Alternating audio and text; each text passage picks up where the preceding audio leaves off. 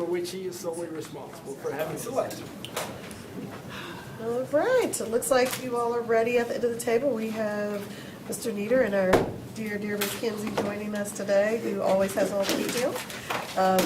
Thank you for joining us. We do have enough to officially have a quorum to start and proceed, yes, with our Finance Committee meeting. And if you would also entertain me to get my number one business as chair out of the way is to approve our previous minutes. Hopefully you've had time to review those. I see head nods. Have a motion? Second. Have a motion and a second. All in favor, please note by saying aye. Aye. Any opposed, same sign. Motion carries. Thank you very much. I will now turn it over to you all, Mr. Neal. I think Superintendent Taylor wants to actually. Oh, absolutely. Thank you, David. Thank you, Madam Chair. Just a couple of things I want to share. I know that we've had conversations about the budget process, and we want to make sure that we try and meet the needs and desires of the board. So today really will be about some of the budget 101 that you've heard before. So the idea is that you have a good understanding of where those the funds come from.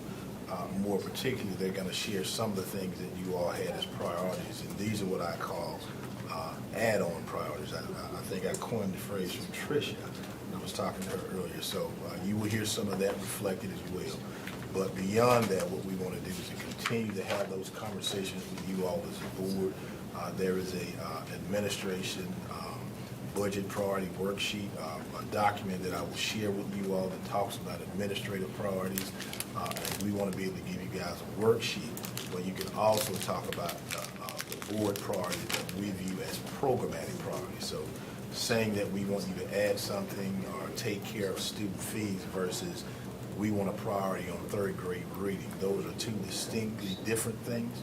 And so I just wanted to make sure that I share that with you guys so as we move forward, we will continue with those deep discussions about board priorities before the superintendent's budget is put together so we can make sure that that's reflected and we're responsive to the needs of the board. And so with that, I'll turn it over to you. Thank you, Dr. Taylor. We appreciate, I always call it homework for budget and policy, and now you're giving us a worksheet, so we'll officially have homework. That's right. So, good afternoon, Chair Johnson Hostler, members of the board. Today, we're going to present to you what we've titled Budget 101. And we did something very similar, not identical, but similar a year ago.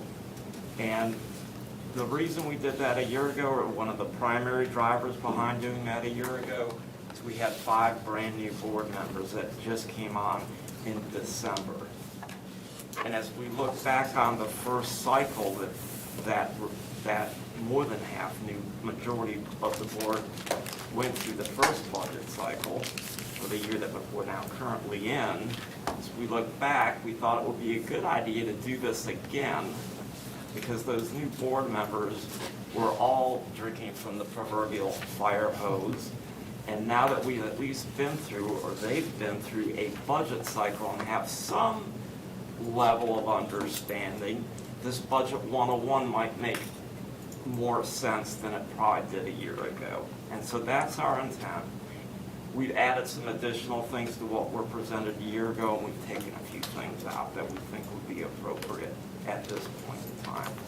So the majority of our time is going to give you just a high-level overview of the overall operating budget for just increased understanding of what the budget is, what the funding sources are, where it comes from, where it goes to.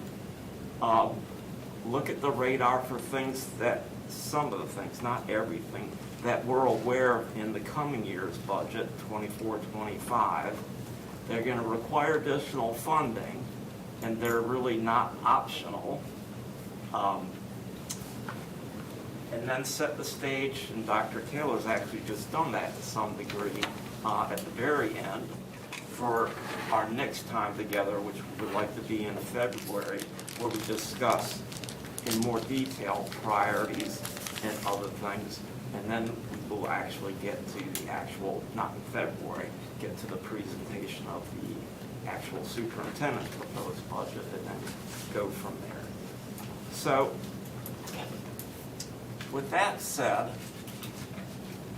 this is a graphic of the board's entire budget. And I want to, when I say entire budget, clarify. The board really has two very big budgets. The operating budget and the capital budget. The capital budget, which is titled on that pie chart, building program, those are the funds that are used to purchase land for new schools, to build new schools, to renovate existing schools, to pay for life cycle repairs on our schools, and those sorts of things. And that building program budget is part of what you all know as a 7-year rolling CIP program. And that building program budget is funded entirely by the county. Then the operating budget, or daily operations as it's titled in that pie chart, covers the day-to-day operational needs. That covers paying our employees, all the expenditures, which we'll show you examples of. So we wanted to cover this for you in the first slide. You can see on the left diagram, and this is for the current year budget, the operating budget is $2.2 billion, just over $2 billion. And then you see the building program, that's the amount for the current year and the total. But the majority of our time today, we're going to be talking about the operating budget and not the capital budget. Because as we go through this budget development process, it's the operating budget that's being developed, not the capital budget, just the operating component. The capital budget really takes a parallel but separate path, and that you hear from Mark Strickland as he and working with the county go through that process.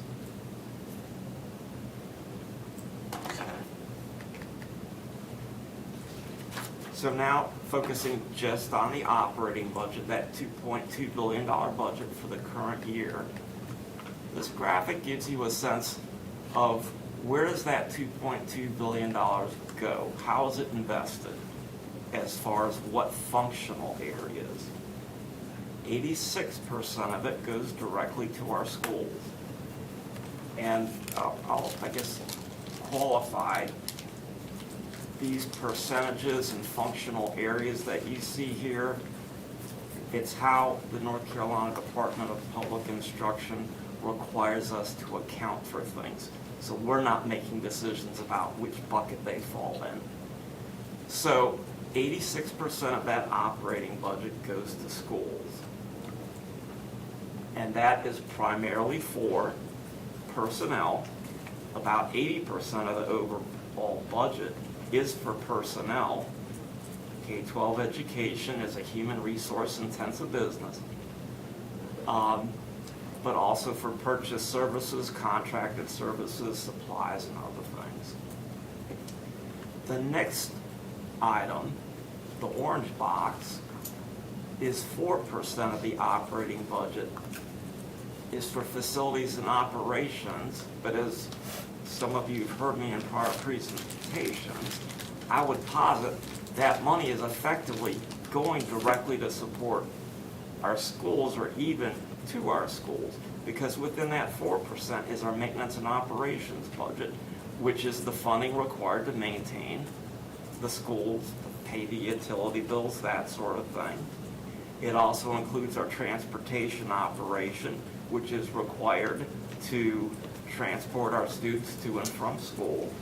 It includes our child nutrition operation, which is school-based, but we're required to account for it separately. But I posit that 86 and 4%, if I have the opportunity to decide how to account for it, I'd say 90% of our budget goes directly with the schools, but this is how DPI has us do it. Then the next box under that, the green box, that is the amount of funding that goes to charter schools. And I want to tease that out just a little bit. The charter school funding that charters receive, they get state, federal, and local funding. Their state and federal funding comes from the North Carolina Department of Public Instruction and goes directly to the charter schools. It does not flow through Wake County Public Schools. The local funding that we receive, on the other hand, comes from the county. It comes to Wake County Public Schools, and then we have to, in turn, send, and they invoice us, and we pay them on a monthly basis. We have to then pay the charter schools their pro rata amount of the local funding that we receive. So while that 3% of the total pie you see there of our overall operating budget, it's 3% of the operating budget, but when looked at within just the context of local funding, because that's what it is, more like 9, pushing 10%. And so even though that's in the budget, in that $2.2 billion number, those funds that flow through and go to charters are not available to the Board of Education to be used to invest in our students, the Wake County Public School System students.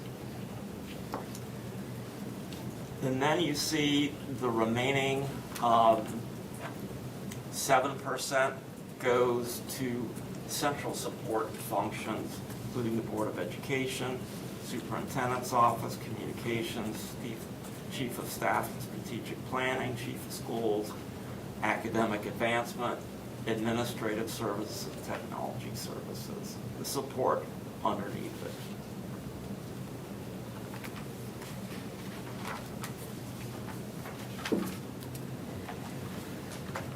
A couple more of these charts. This chart is showing, and the main takeaway I would like you to have here, but any takeaways from this information are appropriate, is where the funding is coming from as far as distinction between local, federal, and state. And also discuss, and you'll see this on a couple slides as we go through, talk about the federal funding. But for the current year budget, just over 50%, 52% of the total $2.2 billion comes from state revenue. About 35% comes from local revenue. The majority of that local revenue is county appropriation, but there are other local revenues that the board does receive above and beyond the county appropriation. One of the largest amounts, if not the largest amount beyond the county appropriation, are fines and forfeitures, mostly through the Wake County court system, that based on state law become due to the Wake County Public School System Board of Education. And then last, we've got federal funding on this slide at 13%. That federal percentage of the total budget is higher than it historically has been, and it's higher because of the federal pandemic relief funds. Now we're down to just the ESSER funds that we receive, and I'll get into a little more detail on that in some future slides. So where are these different types of funds spent that we receive? For the state funds we receive, salaries and benefits, purchase services, supplies, capital outlay. The local funding, salaries and benefits, purchase services, supplies, capital outlay, transfer to charter schools, utilities, and a significant portion of our maintenance and operations budget is locally funded. And then last, federal funds are used for salaries and benefits, purchase services, supplies, materials, and capital outlay. So you see, as you look at the different funding sources, they're all used for many, if not most, of the same things, but with the distinction that that local funding has to be used for paying the charter schools their pro rata share of our local revenues that they're entitled to. And that's really one of the main differences. And then the local funding also is used by the board and the district to, what I'll say, supplement what the state does in their base support of our district. And the example on the slide speaks to a local salary supplement. The majority of our teachers are paid by the state. Wake County, in an effort to recruit and retain the highest quality teachers we can, pays a supplement on top, and that's common with other districts as well. We currently, I thought I saw Dr. Matillo walk in the room. AJ, our supplement, it's still a little like at the top, competing with Charlotte and Chapel Hill. Yeah, and sometimes there could be another district that's close, but, generally top 5, I think, is a good way to look at it. And so we've made an effort over the years to keep that up there, and I'll leave it at that. And then there's also some funding formulas, and I think in the next slide, or maybe a couple slides, Terry's going to start talking about how we allot these resources in the budget to the schools. What does that look like?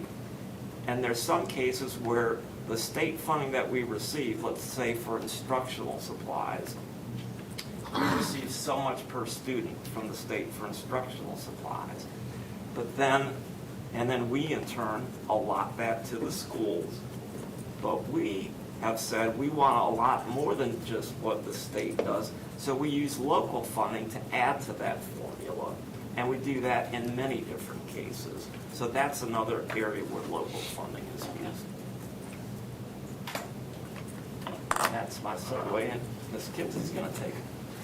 So I was going to talk about the state budget a little bit and how it comes to us. It's prescribed in various categories, and then there's flexibility between those categories.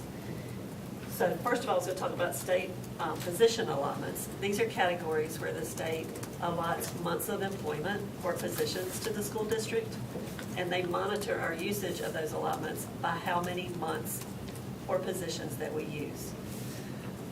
And we've described this before in several different sessions, I think. That's where we try to take our most experienced staff that are more to top of scale, that are certified staff, and make sure they are on the position allotments in the state budget. And we keep our lesser experienced entry-level folks on the local budget, because the state is going to monitor how many months we use, no matter how much it costs. So it's to our benefit to put the highest paid on those state resources. And the categories that they use position allotments for allocations are classroom teacher, instructional support, which are psychologists, social workers, media specialists, nurses, career and technical education teachers, school building administration, which is our principals and our assistant principals, elementary program enhancement teachers, and health personnel. This next slide shows you just an example of what that formula might look like.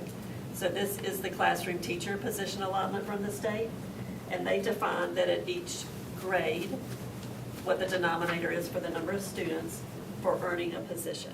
So this shows you by grade what the state formula would be.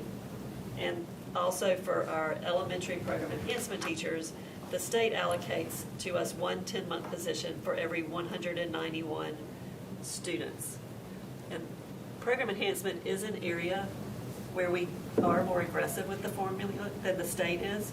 So although the state allots resources to Wake County school system at one position for every 191 students, we have a formula in Wake County schools where we have a base allotment of 3 teachers for every school, and then schools that are over about 500 students receive additional teachers based on a denominator of 150 students.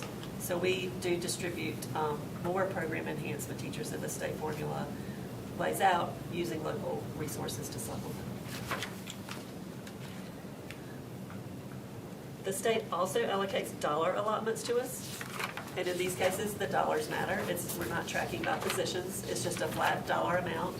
And then we will utilize those resources.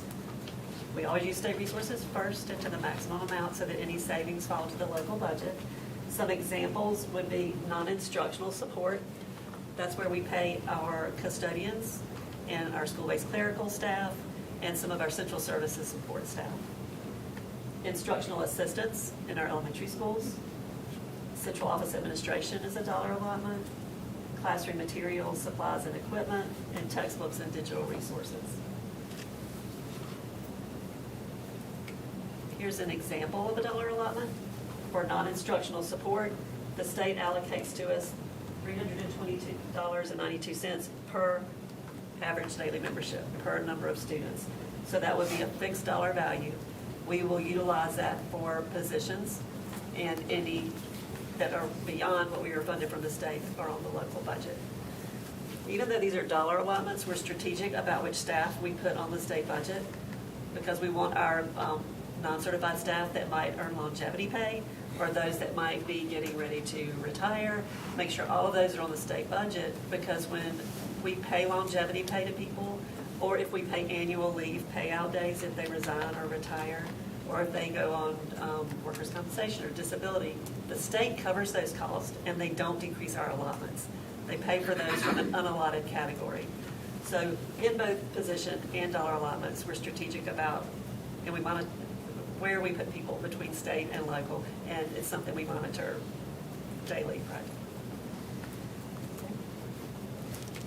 There are also categorical allotments. So these are also dollar allotments. They're not a flat formula, based on all of our numbers of students. These are formulas that would be based on student characteristics or public school unit demographics. So they're looking at populations of students to give us an allocation based on formulas. Examples of categorical allotments, there are a lot of them. It would be children with disabilities, our transportation allocation, limited English proficiency, academically gifted, and you can see the list here. So these would be dollar allotments that we must use for those student populations that we're earning the resources based on. There's less flexibility in some of these areas than there might have been in some of the dollar and position areas. I mentioned already, but these are the categories where the state covers the cost. And we have a budget in our budget, but the state is not officially giving us a budget. They're just going to cover whatever the cost is. So non-contributory employee benefits is longevity pay, annual leave, vacation day payouts when someone leaves, bonus annual days payout, disability, all of those items. And that's why we strategically put those people in the state budget. Any bonuses that the state legislature says we will pay each year are allocated to the districts, not in terms of a finite dollar amount, but they will cover the cost based on what they have defined as the bonus to be paid. So if they're saying, a $1,200 bonus for every staff person from the state budget, we pay it, they cover the cost. The National Board Professional Education Leave days are paid for, and any teacher and instructional support bonuses. This month, there are state bonuses paid based on teacher performance. Those are covered in this category. Then we have, I'm going to give you a few examples of the categorical allotments. So academically and intellectually gifted, this is a formula that allocates resources based on academically and gifted, intellectually gifted students, but the state puts a cap on it. So they are not really funding resources for all the students identified in that category. So the formula says that for 4% of our average daily membership, we will receive $1,460.70 per student. So our projected allotment, our projected student numbers from the state this year was 160,000 students. 4% of that is 6,000 students. So we received $9 million based on the 6,000 students. In reality, Wake County School System has more than 25,000 intellectually and academically gifted students. So we are not receiving funding, full funding for that. Here's- Can I interject one thing? And this and the next slide, well, the slide that Terry just pulled up, are good examples of how the state is not necessarily keeping up with our true costs in their funding. If you look at the amounts of state funding we're receiving per child, you do see an increase year over year from 2019-20 all the way up to 23-24. But just some back of the envelope math would say that's an 8% increase over 4 incremental years. You got the base year and then 4 subsequent years. And inflation has been running at the rate of 8% a year up until recently, when it's been brought under control by the Fed raising interest rates. So that's effectively reducing our buying power or our spending power on these populations. And these are just 2 of many examples. Yeah, this formula has been flat for a very long time. Any little incremental change is just due to the fact that raises and employee benefits changed each year. It's not providing more resources that can be used for the program. This next example is children with disabilities. This category also has a cap, and it's 13% of the average daily membership. In this circumstance, we fall under the cap. So we currently have 20,527 approximately children with disabilities, and that is 12.8% of our average daily membership. So we are under the cap. So the amount that the state allocates, and you'll see that listed, over $5,000 per student, based on our number of students, we would receive funding for that. That funding is inadequate to provide all the needs, all the services we need for those students. So we do use a lot of our federal grant money and local resources to supplement this. And so this is a circumstance where they are fully funding their formula, but their formula is not enough. And this one also has stayed relatively flat over time with some minor adjustments. Okay, thank you, Terry. So I'm going to take it back. Wanted to then cover what areas does the local funding, the funding that's coming from Wake County, mainly in the county appropriation, what is that used for? We've got locally funded employees, so it's used to cover their base salary and their matching benefits. And then we get into things that I would say are supplementary to the state funding. We pay the salary supplement to all of our instructional staff, regardless of their base funding, whether they're state funded with their base salary, whether they're federally funded and they're on a grant. So we're using it for that. Dental insurance for all employees is provided using local funding, regardless of the funding source for that employee. It's not something the state funds or provides. Our utilities costs are borne by, for the entire district, solely by local funding. Some of our substitute pay. The charter school, again, the local portion is solely paid by the district using Wake County funding.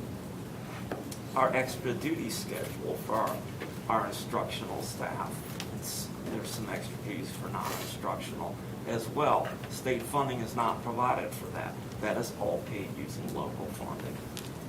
And then we supplement, as you heard from Ms. Kimsey, children with disabilities funding. We supplement what we receive from the state.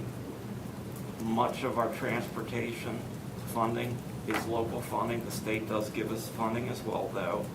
And then again, we supplement our classroom teachers, instructional support, supplies, again, as you heard from Ms. Kimsey, so we can effectively provide a higher level than just what the state provides funding for. So that's a pretty good glimpse of what the local funding is used for. And then general operations support. So here's another slide on the federal funding, and it shows the amount of federal revenue. Again, this is for the current fiscal year. And in the current fiscal year, about 13% of the overall operating budget is coming from federal funding. Pre-pandemic, federal funding represented about 8-9% of our overall budget. And it's likely the 24-25 budget, next year's budget, it'll drop back down to that overall percentage or weighting in the budget, as at the end of this year is the last year that those ESSER funds are available for our district to use. And just to give you a sense, in last year's budget, the federal funding represented 17%, and the prior year it was even higher still. So just a couple slides on COVID, because today's focus isn't on the COVID funding we've received, but we have received a significant amount, just under $500 million. It's almost $500 million of federal funding, huge, that we've had to use over basically 4 years, give or take. I'm not going to go through the slide, but these are some of the different sub-funds or subcategories of funding within that speak to that almost $500 million of funding that we've received. And this I do want to speak to a little more detail. Again, this funding was used for a variety of different things, but it does end at the end of the fiscal year, June 30, 2024, and we have, as a district, made decisions to invest some of that almost $500 million into recurring expenditures that we intend to keep happening after the federal funding is no longer available, which will be July 1 of this calendar year. We had about just over $30 million of that $500-ish million that we had committed to what we wanted to be recurring annual expenditures. So that's what we call, you hear some people call a fiscal cliff. We prefer to call it, or term of the fiscal transition, because we made these decisions with a thoughtful process at the front end, a thoughtful process as we work through it, and a thoughtful process as a transition, whereas a cliff might imply you put yourself in a predicament. I don't believe that's what we have done. In the current year budget, we already took almost $13 million out of that $30 million off the table by transitioning to other funding sources, local funding. So now that fiscal transition for the coming year looks more like $22 million, approximately. And the remaining things we intend to continue after this funding is not available that are included within that $22 million were increased levels of behavioral support positions, primarily counselors and social workers, and also building level substitute teachers, where we provided each school with a permanent sub that we intend to continue even after the ESSER funds are no longer available. It's our goal to look at any current year savings that we've got, looking at being able to utilize those towards this recurring or this transition amount. And so if we can get that down by a few $1 million from $22 million, if we can reduce that by whatever, several $1 million, that's less of a transition that we will face in next year's budget. And I'll talk about that a little bit more on, I think, the last slide that we've got. I'll spend just a minute talking about fund balance. If you recall back to when we presented the annual comprehensive financial report, and let me be more specific than we. When our finance officer, Trish Posey, presented that a couple months ago, she went into some level of detail on it, and so I'm not going to repeat that. But the fund balance, which you hear referred to frequently, it's a complicated thing, and there are subcategories, many subcategories within the fund balance, and that they're all prescribed. We don't get to decide what are the categories or what amounts go into what categories. It's all prescribed to us, as is much of our work related to accounting. And in this case, it's prescribed by a governing board called GASB, Government Accounting Standards Board. And so they've got these various categories. There's a non-spendable amount in these categories. And these are not liquid assets, but they have to be captured in our fund balance. It would include, at the end of the year, anything like our inventories. We got at a rock quarry location millions of dollars worth of instructional supplies that our schools can order and have them delivered to. Well, those have to be captured in fund balance. They're not dollars and cents that the district can use for something else. The district also pre-purchases diesel fuel for our yellow bus fleet when we see, and this is Mark Strickland and his team, Bob Steinmiller, when they see spot prices likely taking a dip down. So we pre-purchase inventory. We create significant savings by it. But then at the end of the year, when we have to account for what's in the fund balance, that's another inventory item, and that would be included. There are restricted fund balances, and these include things, again, the school board can't access, but we're required to account for and are restricted. Then there's assigned fund balance. These are things that have specific, it's part of the fund balance. They are liquid resources, but they've been specifically assigned for specific needs. Then there's the unassigned fund balance, and that's the one component of fund balance that the board does have access to. And when you recall staff members coming to you, either reconciling the budget, I'm sorry, thank you, Terry.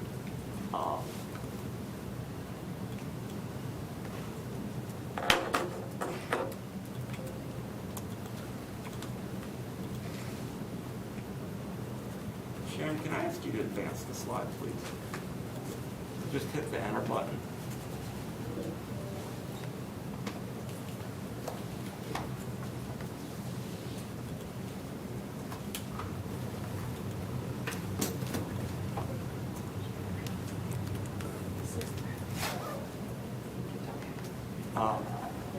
There we go. The unassigned fund balance is something that the board can access and utilize, but I want to point out it's not a recurring funding source, and we do use unassigned fund balance to assist in balancing the budget. And you'll recall just a few months ago when we brought final recommendations for balancing the current year budget, we increased the amount of unassigned fund balance used to balance the overall budget by, I believe it was almost $4 million. And that last category, committed fund balance, it's something that is out there. It is something that we have never utilized as a district. The committed fund balance, and the description speaks for itself. Did you do that, or I did that? You did it. Okay. Gremlins. So, switching gears, who decides how we get to account for our finances and our budget? Well, it's not the Wake County School Board, and it's not the superintendent, and it's not superintendent staff. These are all guided by the State of North Carolina Chart of Accounts. And if you can see the fine print, I know you probably can't see it on the screen, but you can probably see it if you can blow up what you've got in Assembly. The document in this, there is a highly structured account structure. It has a fund code. Where did the funding come from? Was it state? Was it local? Was it federal? A purpose code, a program code, an object code, a level code, a cost center. Cost center being things like, we have a cost center for every single school. We have cost centers for departments within central services. The object code specifies what type of expenditure it was. Was it salary? Was it a benefit code? Was it instruction? Was it a supply code? That sort of thing. And I don't want to get into a lot of detail. I guess the takeaway from this slide is it's a very complex accounting structure. And sometimes when people look at our budget and say, why is it so complicated? Because it has to be, and we're required to have it. Every account that we've got in our general ledger is comprised of all these categories, and we've got in our district's chart of accounts over 300,000 individual account codes.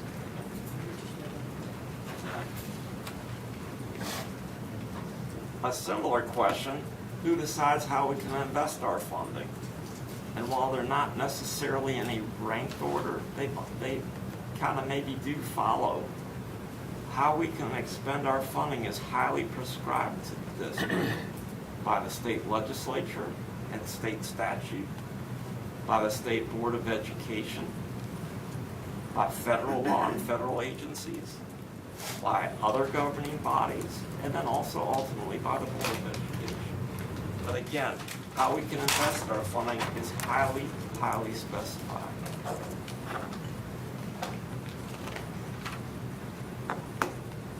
Switching gears again, amendments to the budget. A budget, as you've heard me say before, is really a forecast and a financial report at the end of the year or after the end of the year is what actually took place. So they're two very different things. Things change throughout the year. The state can change the amount of funding we get. We don't know. Some of the funding we get from the state, and a good example of that is our transportation funding, that doesn't come to us at the beginning of the year. A significant amount of that comes to, normally it came to us in December. So it actually changed that this year, so now we do get it. We do, okay. Yeah. And then in the past year, we actually got it, I think, in January, 6 or 7 months later. So again, the budget is flexible, it's fluid. And that's one of the reasons you see budget amendments and transfers.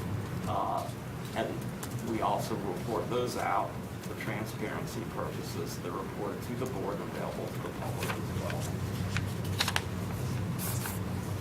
We also provide, again, to the board and the public, on a quarterly basis, with the exception of the end of the year. It's called a budget status report. It's prescribed to us to provide it, and it's good from a fiscal transparency perspective.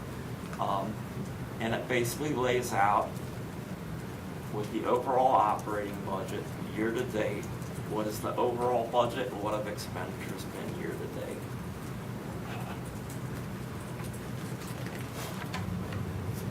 Again, staying with transparency and what we do to ensure the district is being transparent with its budget and its funds. These are some examples of what are included, and it's just a handful of examples. There is much more on our website available for the public and anyone else who is interested in looking at the finances of the district.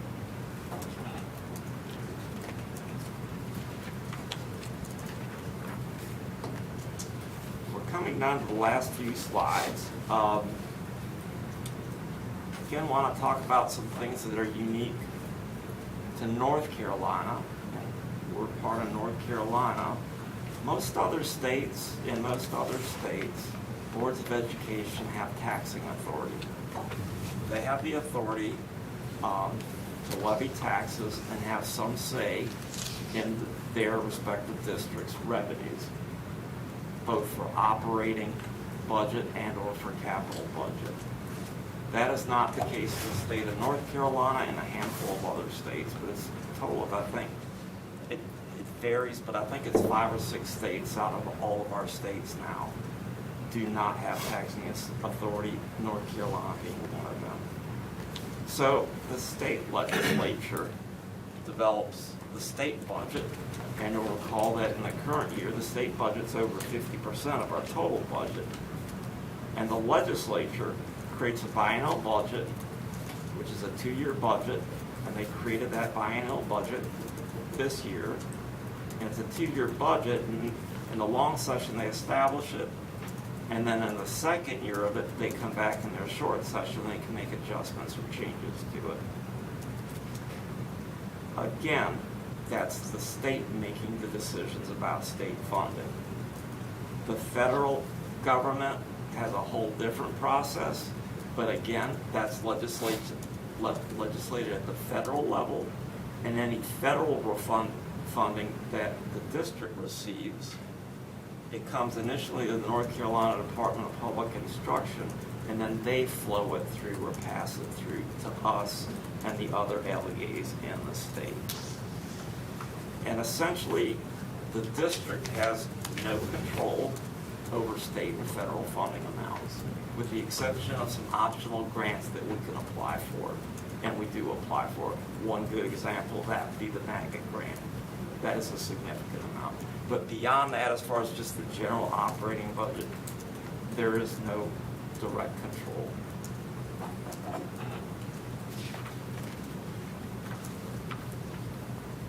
Now, as it relates to local funding, that's a little different.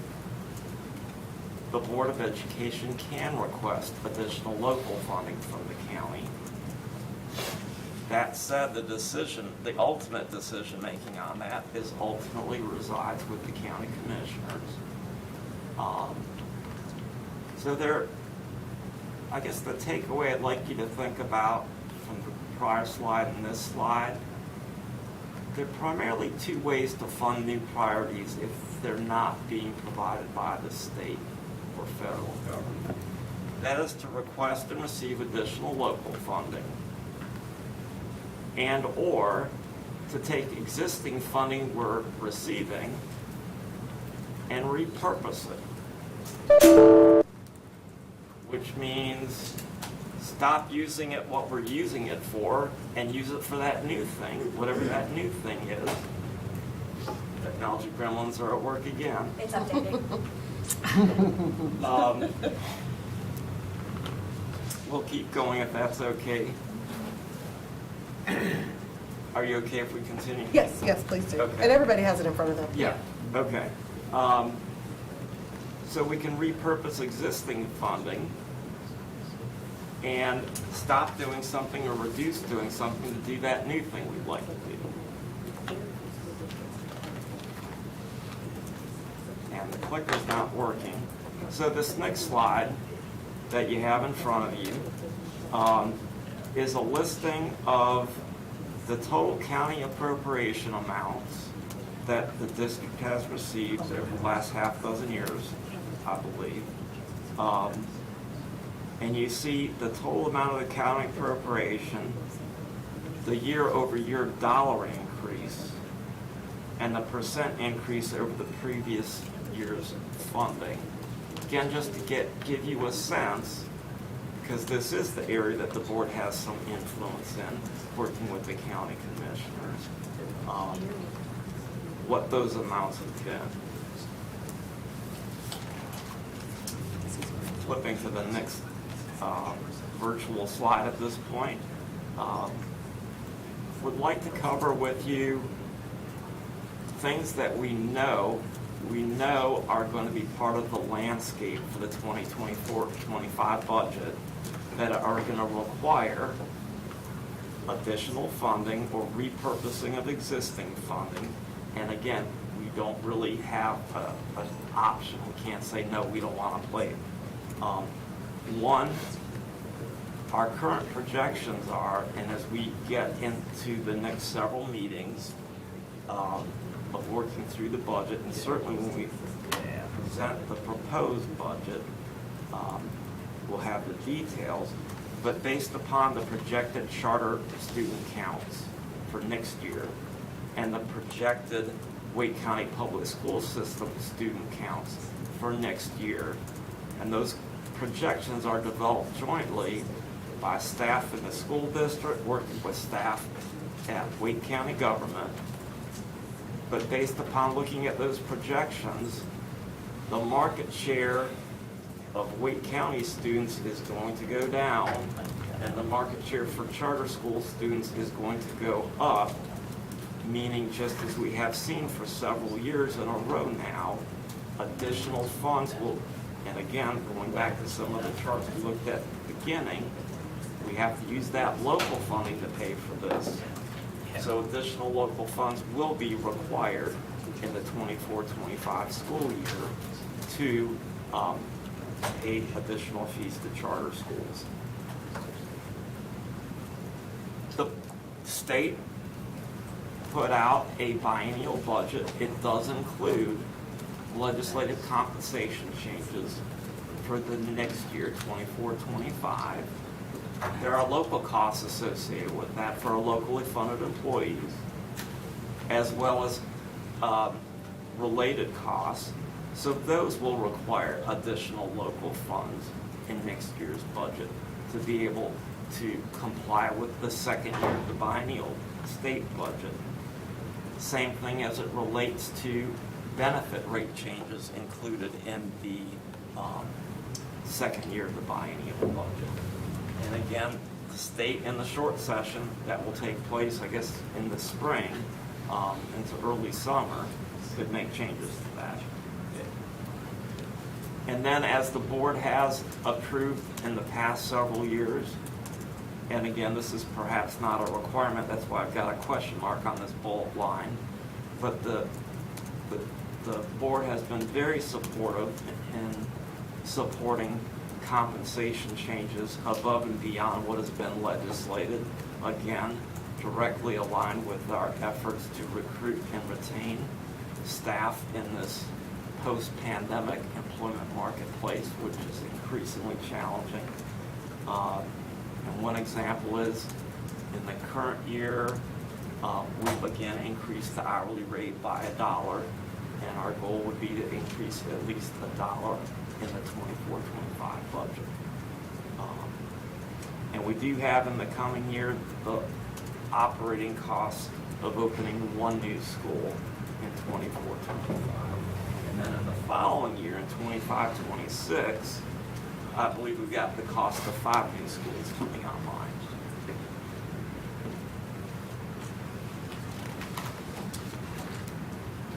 So, but that's the last slide.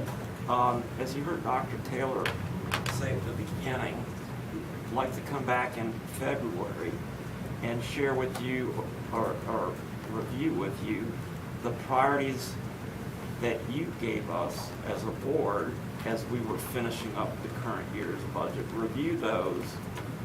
You also heard Dr. Taylor refer to a document he's putting together along with his staff.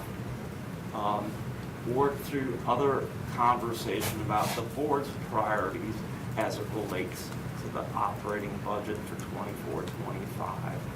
And we'll use that as a way to begin to transition into the presentation of this, to both inform the superintendent's proposed budget as well as, well, I'll leave it at that.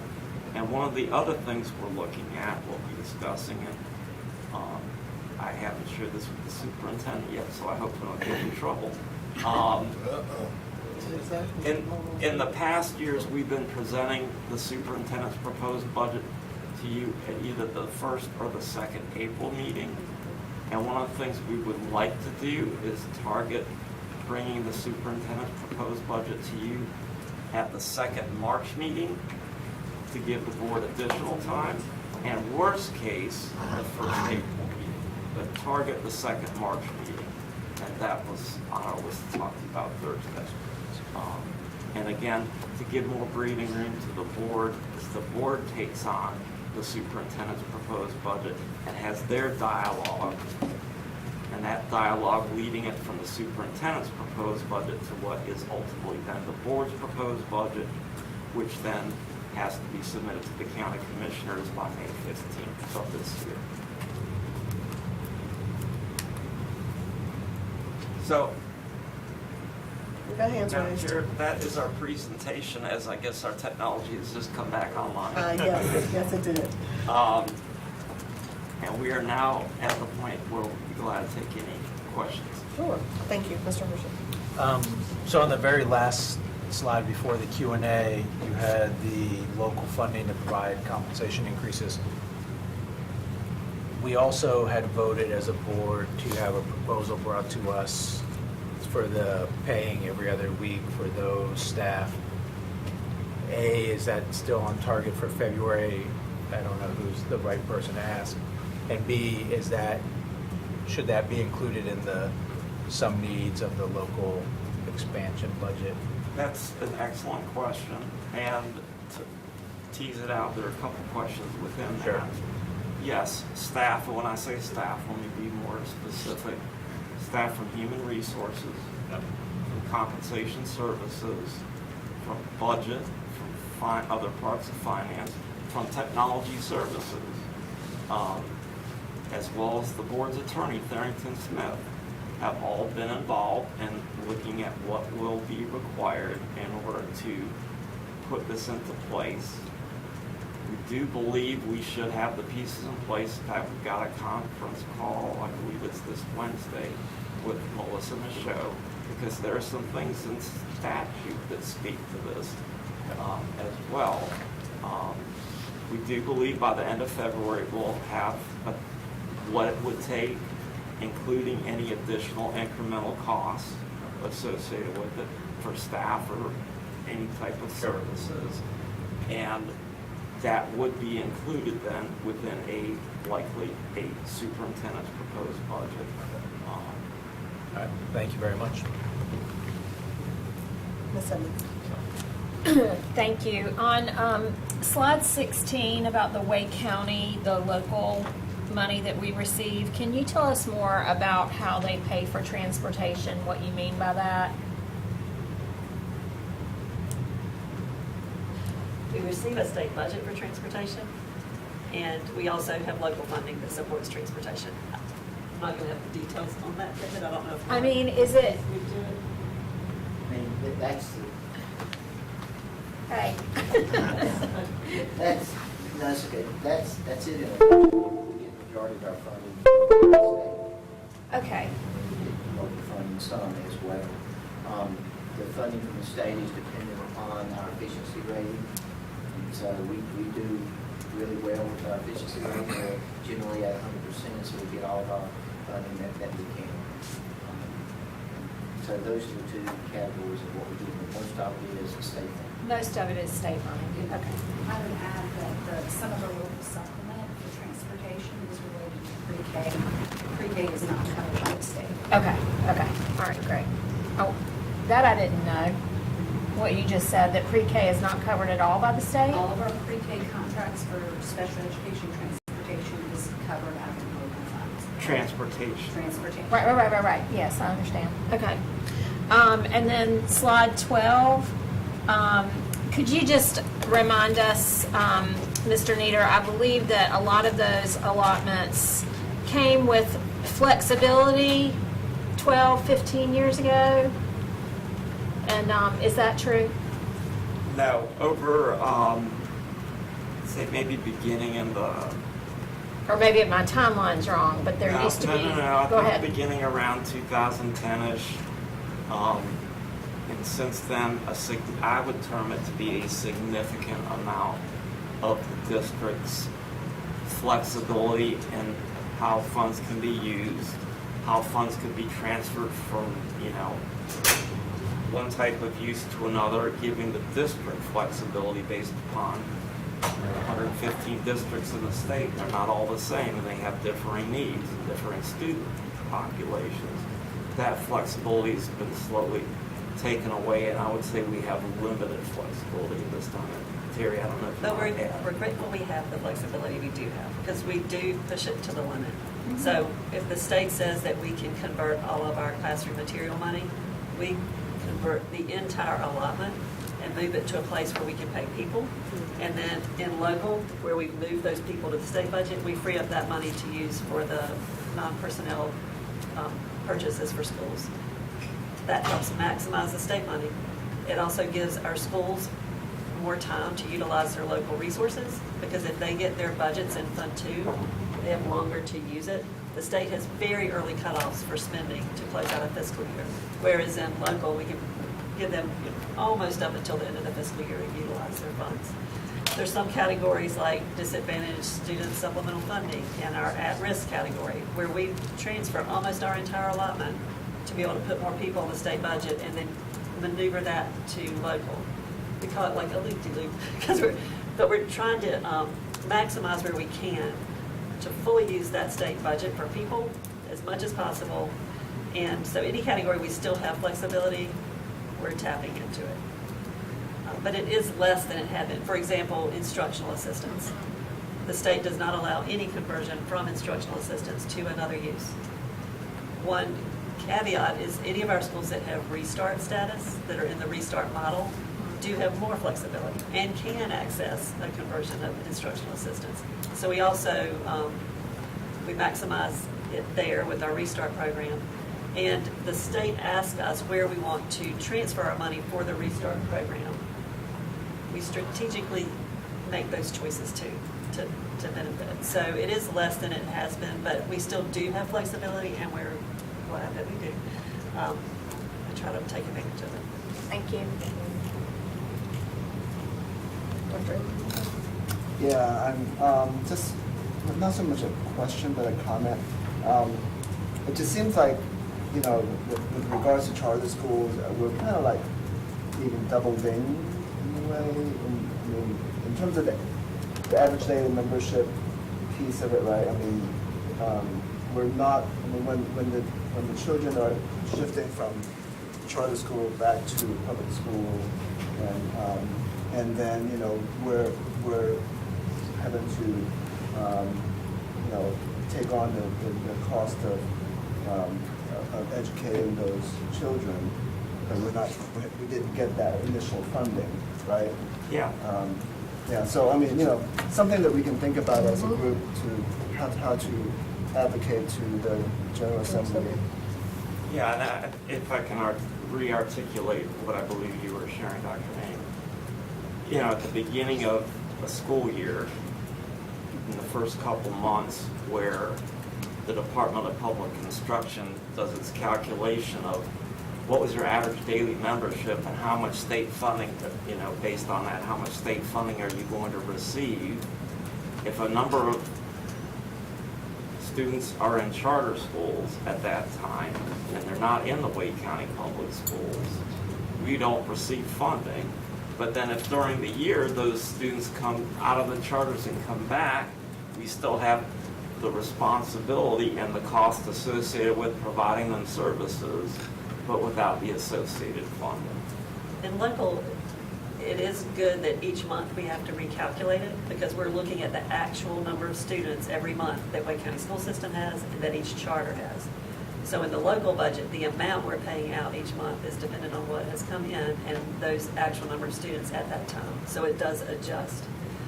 Unfortunately, when we're putting forward the superintendent's budget or the board's budget to the county, and we're requesting, say, $50 million for needs that we have, the charter schools don't help you advocate for that money. They don't put forward their needs for what they may need for their plans for the year.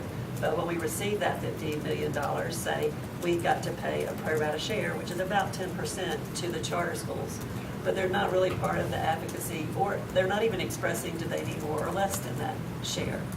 So we have to adjust for that, or know that however much we get from the county, some of that's just going to flow right in and out to the charter schools.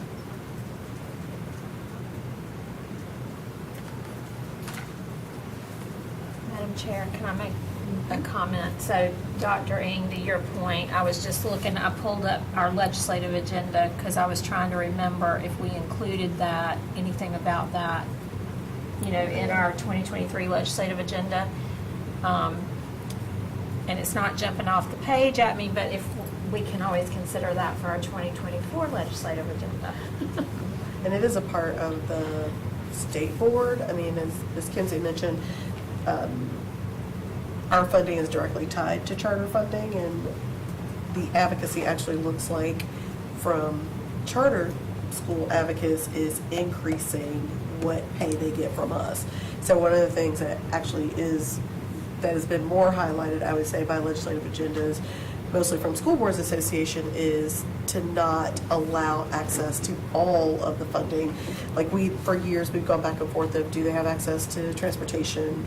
Do they have access to child nutrition services, which for us is an enterprise funding? So each year, I think in my tenure for 10 years, it's grown what funding they have access to, in addition to, of course, our daily membership, which is what we most commonly speak about publicly.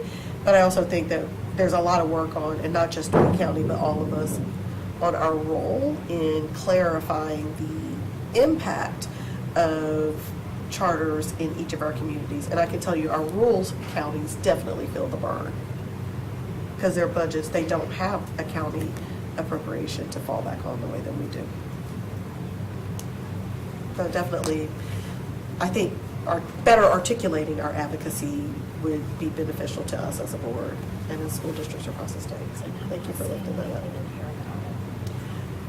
Any other questions or follow-up? I have one that Ms. Waters is probably not listening, but reminded me to bring up, and that is, have we made headway, especially for our Title I and schools, to supply their food for their after-school programs as long as we keep them running? That was her last reminder for me to do. Yeah, and the learning, Yep. the learning lab programs, yes, the clear, unequivocal answer is yes. Hey, sorry? Yes, we are providing that, and we'll continue to do it through the menu. Perfect. And we are, Ms. Johnson-Hostler, perhaps from Ms. Waters, in the current year, we are utilizing ESSER funding to support that program.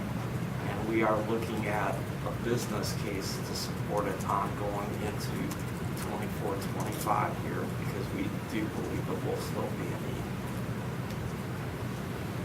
Okay.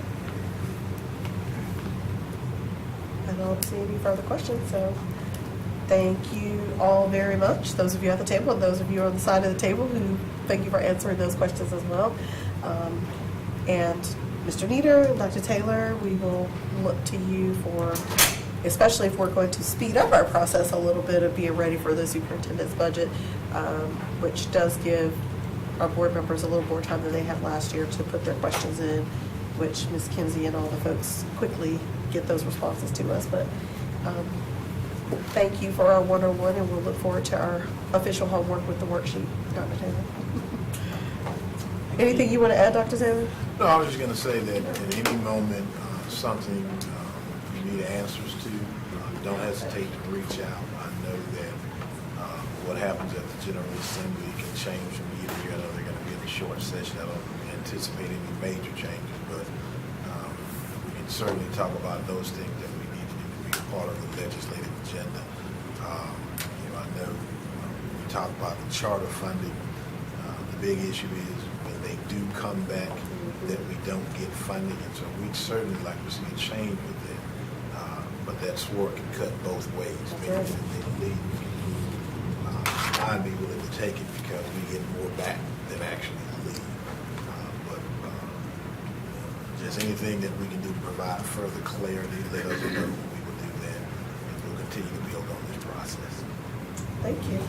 Thank you very much. And that will officially adjourn. And we've gone back and forth. And Rod, I haven't asked you, do you have feelings if we officially adjourn our committee meetings? What do you mean? Do Would you you? like for us to take motions for them? No, I think you could just adjourn it. I'm fine with I it. agree with you. I can live with that. I can live with that. Okay, perfect. That gives you 2 minutes to transition to our work session.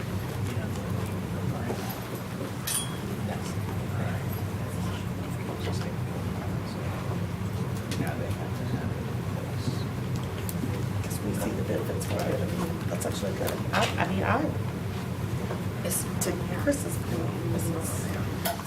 I like the whole thing, which you all talked about, developing that into that we define sustainability. I mean, that would give us more Like we time did to. equity fully in our policy. Right.